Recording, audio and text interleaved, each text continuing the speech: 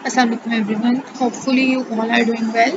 As we all know now we have new book of 12th grade or FSC part 2.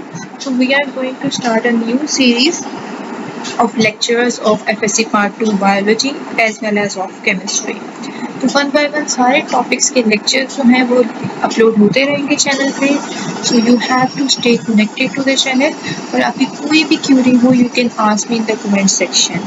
और lecture के दौरान अगर आपको लगे कि कोई लेक्चर ऐसा है and you want to visualise that in the hand written form, right, अगर आपको हैंड रिटन फॉर्म में प्रॉपर प्रेजेंटेशन के साथ कोई लेक्चर चाहिए हो तो आप उसके लिए भी कमेंट में बता सकते हैं. उसके अकॉर्डिंग जो है नेक्स्ट लेक्चर जो है वो शेड्यूल किए जाएंगे.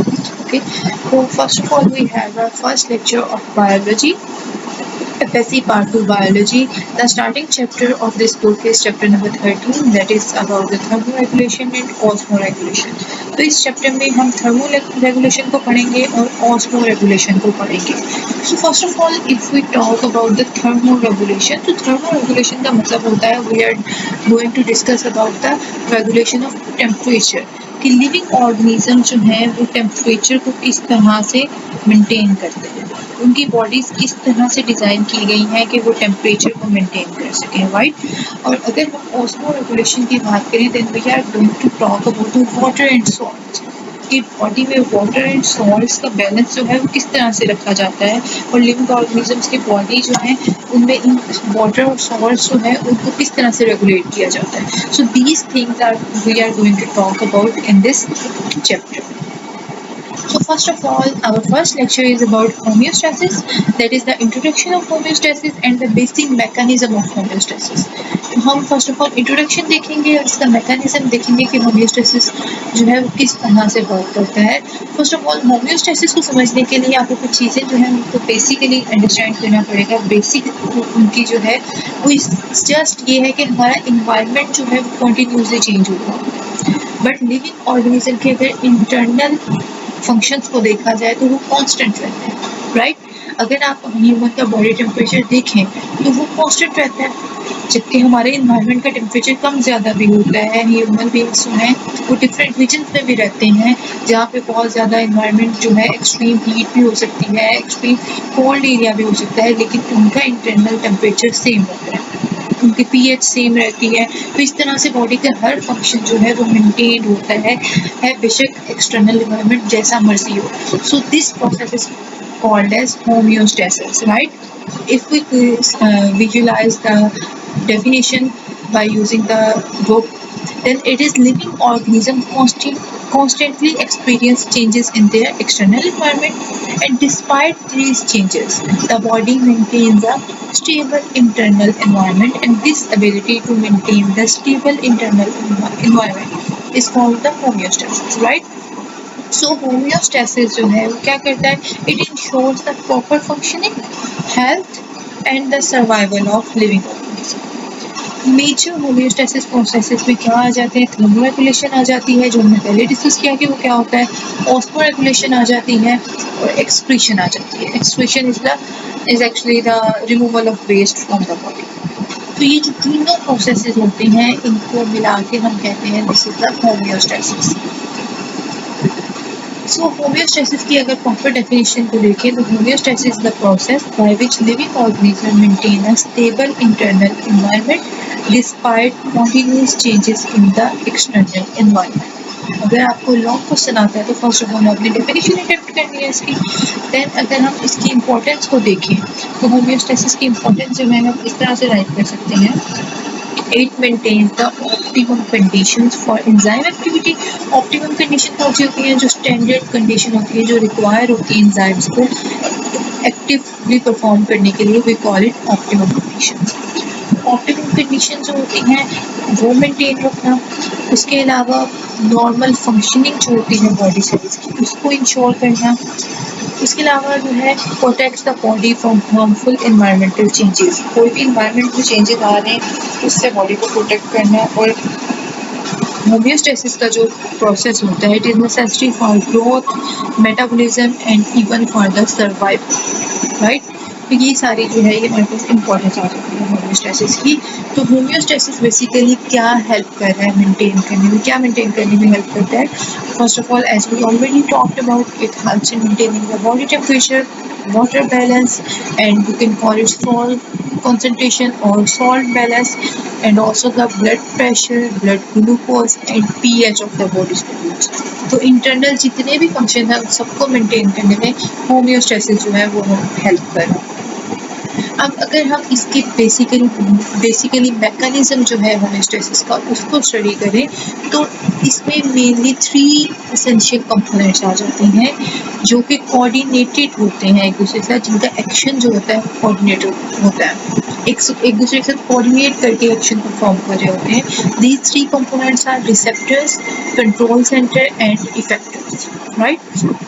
आप बेसिक मैकेनिज्म ऑफ होम्योस्टेसिस जो है इसकी भी प्रॉपर हेडिंग लेंगे। इसके बाद जो है आप इन कंपोनेंट्स को लिख सकते हैं, इन कंपोनेंट्स की आप सेपरेटली सब हेडिंग भी बना सकते हैं कि essential components of homeostasis.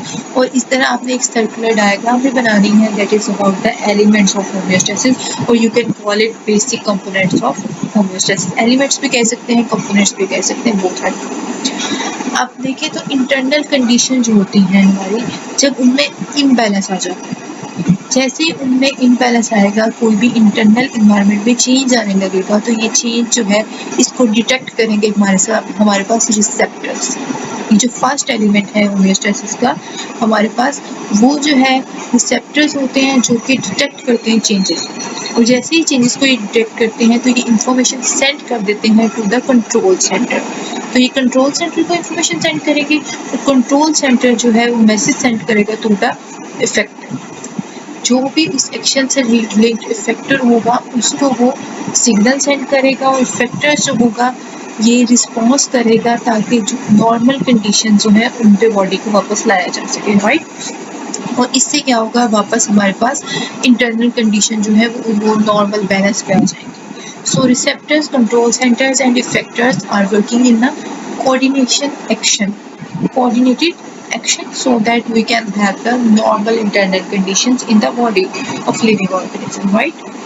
So first of all हमने यहाँ स्टडी किया कि रिसेप्टर्स होते हैं, उसके बाद कंट्रोल सेंटर था एंड देन इफेक्टर्स। तो वन बाय वन हम इनकी डिटेल को स्टडी करेंगे। आपने लॉन्ग क्वेश्चन में भी इसी तरह से अटेम्प्ट करना है, पहले आप उसकी साइक्लिक डायग्राम बना दें, देन वन बाय वन इनको डिस्कस कर लें।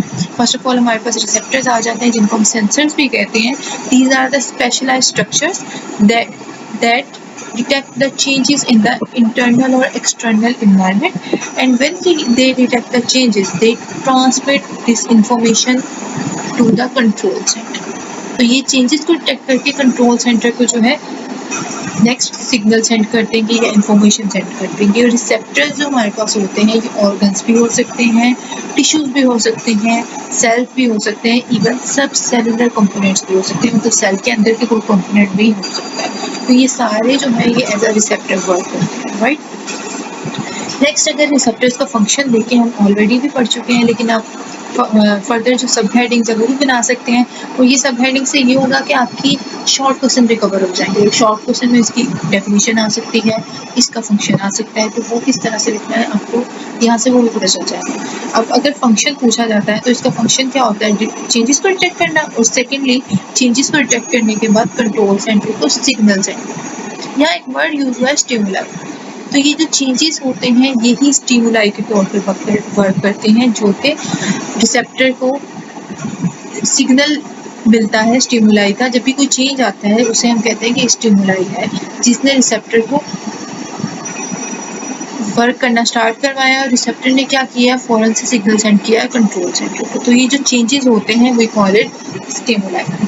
अब अगर एग्जांपल्स देखें हम रिसेप्टर्स की, तो first of all temperature receptor हो सकते हैं। टेम्परेचर में कोई भी फ्लक्चुएशन आएगी तो उसको सेंस करने के लिए हमारे पास टेम्परेचर रिसेप्टर्स होते हैं, जो कि मोस्टली स्किन पे प्रेजेंट होते हैं, स्किन में, और ये जो टेम्परेचर के चेंजेस होते हैं उनको डिटेक्ट करते हैं। इसके अलावा प्रेशर रिसेप्टर्स भी होते हैं जो कि ब्लड वेसल्स में प्रेजेंट होते हैं, और ये ब्लड प्रेशर में जो चेंजेस आ रहे होते हैं उनको डिटेक्ट कर रहे होते हैं, और जैसे ही ये चेंजेस आएंगे तो ये सिग्नल सेंड कर देंगे कंट्रोल सेंटर। ठीक है, 2 एग्जांपल्स हमने देखी। First one is the temperature receptor and second one is the pressure receptor, right. अब इसके बाद नेक्स्ट हमारे पास कंपोनेंट आ जाता है, नेक्स्ट एलिमेंट आ जाता है homeostasis mechanism, that is control centre. Control centre का हमने ऑलरेडी भी फंक्शन पढ़ा, अगर इसकी डेफिनेशन को देखें तो it receives the information from the receptors, process it and then send the message to the appropriate effector. अब इफेक्टर डिफरेंट तरह के हो सकते हैं, तो ये स्टिमुलाई जो हमारे पास आया है या जो इन्फॉर्मेशन रिसेप्टर की तरफ से आई है उस पर डिपेंड करेगा कि कंट्रोल सेंटर ने नेक्स्ट किसको सिग्नल भेजना है, कौन से इफेक्टर को सिग्नल भेजना है, राइट। तो उसके अकॉर्डिंग ये अप्रोप्रिएट मैसेज सेंड करेगा, फर्स्ट ऑफ ऑल प्रोसेस करेगा उस इन्फॉर्मेशन को और देन अप्रोप्रिएट इफेक्टर के पास मैसेज चला जाएगा। अगर इसके फंक्शंस की बात की जाए तो ये इसके फंक्शन वही आ जाते हैं कि ये रिसीव करता है मैसेज रिसेप्टर्स की तरफ से और कंपेयर करता है with the normal set point. जो नॉर्मल सेट पॉइंट है उसके साथ ये इसे कंपेयर करेगा, देन इस इंफॉर्मेशन को प्रोसेस करेगा और सेंड करेगा appropriate response to the effector के इफेक्टर में क्या रिस्पॉन्स करेगा। अब यहाँ एक वर्ड यूज हुआ है सेट पॉइंट।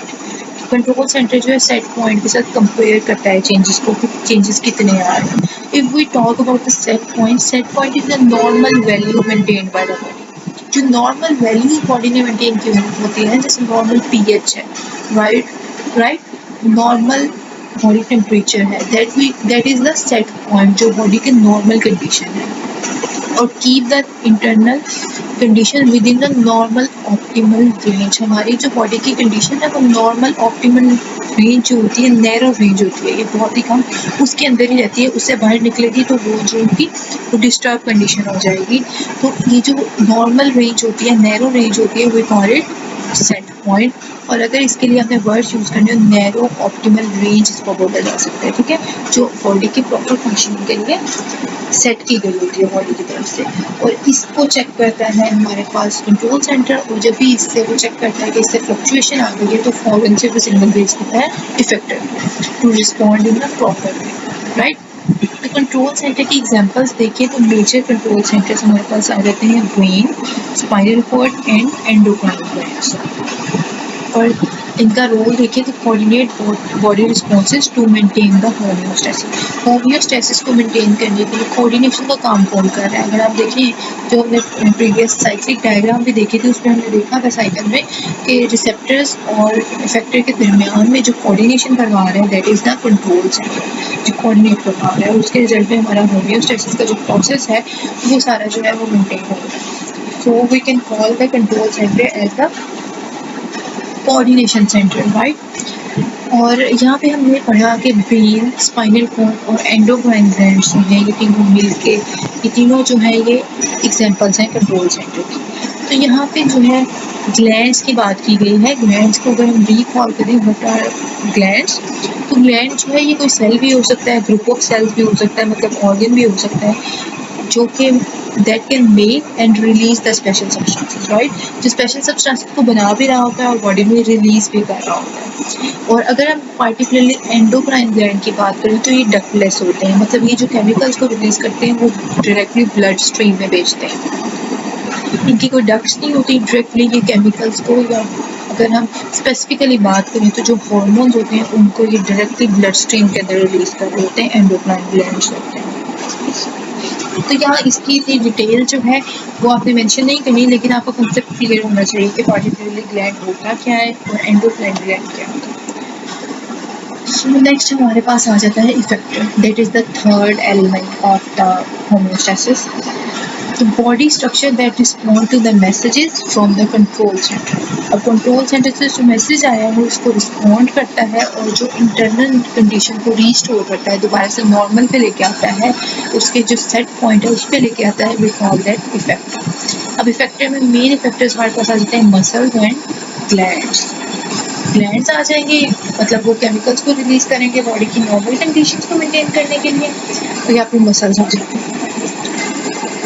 तो अगर इनके फंक्शंस की बात की जाए इफेक्टर्स की एग्जांपल्स के साथ वन बाय वन, तो फर्स्ट ऑफ ऑल मसल्स हैं जो मोस्टली अगर हम इनकी एग्जांपल देखिए तो ये रिएक्ट करते हैं बाय कॉन्ट्रैक्टिंग, कॉन्ट्रैक्ट होकर मसल्स रिएक्ट करते हैं। अगर इसकी एग्जांपल देखी जाए देन वी हैव शिवरिंग, जब टेम्परेचर बहुत लो होता है तो बॉडी शिवर करना स्टार्ट करती है, right, that is the response of effector and particularly the muscle effectors जो कि कॉन्ट्रैक्ट करते हैं उससे शिवरिंग स्टार्ट हो जाती है। और समटाइम ऐसा होता है कि ग्लैंड्स जो हैं वो रिएक्ट करते हैं, और ग्लैंड जो है वो हमने देखा कि वो सेक्रीट करते हैं कुछ केमिकल्स को, रिलीज करते हैं कुछ सब्सटेंसेस को। फॉर एग्जांपल स्वेट ग्लैंड जो है वो स्वेट को रिलीज कर देते हैं। अगर टेम्परेचर बहुत हाई हो जाए, बहुत ज़्यादा हीट हो, तो उससे बॉडी क्या रिएक्ट करती है कि वो ग्लैंड्स को मैसेज आता है और स्वेट ग्लैंड जो है वो एक्टिवेट होकर स्वेट को रिलीज करना स्टार्ट कर देते हैं, ताकि बॉडी को इमीडिएटली जो है कूल डाउन किया जा सके।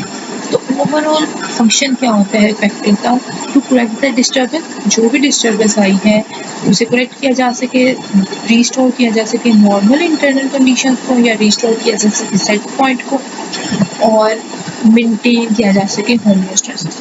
तो these are the overall function of the effective. तो ये सारे जो थे हमारे पास थे एलिमेंट्स ऑफ होमोस्टेसिस। अब अगर एक एग्जांपल ले ली जाए होमोस्टेसिस की, कि अगर कोल्ड वेदर है तो इसमें बॉडी किस तरह से रिएक्ट करेगी, मोस्टली शॉर्ट क्वेश्चन जो है इस तरह से आते हैं, डेफिनेशंस भी आती हैं, लेकिन अब जो है पेपर को थोड़ा सा ट्रिकी बनाने के लिए ज़्यादातर इस तरह के क्वेश्चंस किए जाते हैं, like if we have cold weather, then how our body is going to react in that condition. So first of all you have to mention that body is react in the coordinated way. Homeostasis एक process होता है जो कि body को एक normal condition पे लेके आता है। तो ये किस तरह से वर्क करता है वो आपको इसमें मेंशन करना पड़ेगा। फर्स्ट ऑफ ऑल बॉडी का जो टेम्परेचर है वो फॉल हो रहा है क्योंकि हमारे इन्वायरमेंट का टेम्परेचर कम है, राइट।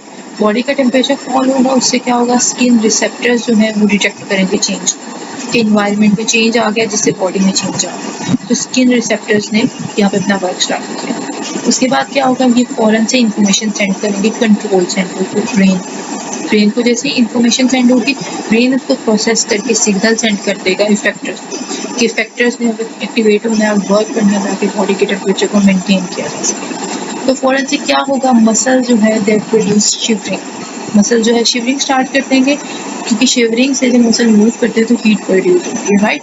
और सेकेंडली ब्लड वेसल जो होंगी वो वेजो कंस्ट्रिक्शन स्टार्ट कर देंगी। वेजो कंस्ट्रिक्शन मतलब कि वो कंस्ट्रिक्ट हो रही है, तंग हो रही है।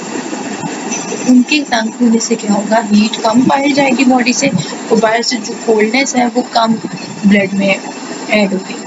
तो इस तरह से ब्लड का जो कॉन्टैक्ट है वो थोड़ा कम हो जाएगा एनवायरनमेंट से। उसको कम करने के लिए ब्लड वेसल्स के अंदर वेजो कंस्ट्रिक्शन स्टार्ट हो जाएगी। इससे क्या होगा, हीट प्रोडक्शन जो है बॉडी की इंक्रीज हो जाएगी। मैंने पहले भी बताया कि शिवरिंग से जो है हीट प्रोडक्शन होती है, और हीट लॉस जो है वो वेजो कंस्ट्रिक्शन की वजह से वो कम हो जाएगा, ठीक है। तो इन दोनों एक्शंस की वजह से क्या होगा कि बॉडी का टेम्परेचर जो है वो वापस नॉर्मल सेट पॉइंट पे आ जाएगा। इसीलिए ह्यूमन बॉडी का टेम्परेचर जो है वो नॉर्मल सेट पॉइंट पे ही रहता है, क्योंकि हमारी बॉडी उसके अकॉर्डिंग वर्क करना स्टार्ट करती है। तो this was the example of homeostasis. Even अगर आप लॉन्ग क्वेश्चन पे लिख रहे हैं, आपने एंड पे एक एग्जांपल प्रॉपर्ली मेंशन करनी है। आप एग्जांपल की हेडिंग के साथ भी मेंशन कर सकते हैं। You can also mention the response to the cold weather, तो हम इसे कोई भी हेडिंग आप दे सकते हैं। और यहाँ आप फ्यू लाइन्स में एक्सप्लेन कर देंगे किस तरह से बॉडी जो है वो रिएक्ट करेगी अगर टेम्परेचर फॉल हो जाए, राइट। और अगर टेम्परेचर राइज करता है, उसका क्वेश्चन आ जाता है, वो हमने प्रीवियसली फैक्टर्स में देखा था कि वो किस तरह से बॉडी रिएक्ट करती है। अगर टेम्परेचर राइज कर रहा है तो स्वेट ग्लैंड्स एक्टिव होंगे और वो स्वेट रिलीज करना स्टार्ट कर देंगे, और स्वेट से ऑब्वियसली हमारी बॉडी जो है वो कूल डाउन हो जाएगी और टेम्परेचर मेंटेन हो जाएगा। So this was all about the first topic, that was the basic mechanism of homeostasis. So if you have any query about this topic, you can ask in the comment section. इसमें जो headings हैं उनको आप use कर सकते हैं, book पे add कर सकते हैं। अगर ये लेक्चर देखने के बाद आप बुक से एक दफ़ा रीड कर लें तो आई थिंक आपके सारे पॉइंट्स क्लियर हो जाएंगे। फिर भी अगर फर्दर कोई क्यूरी हो, you can ask me in the comment section. तो थैंक यू सो मच।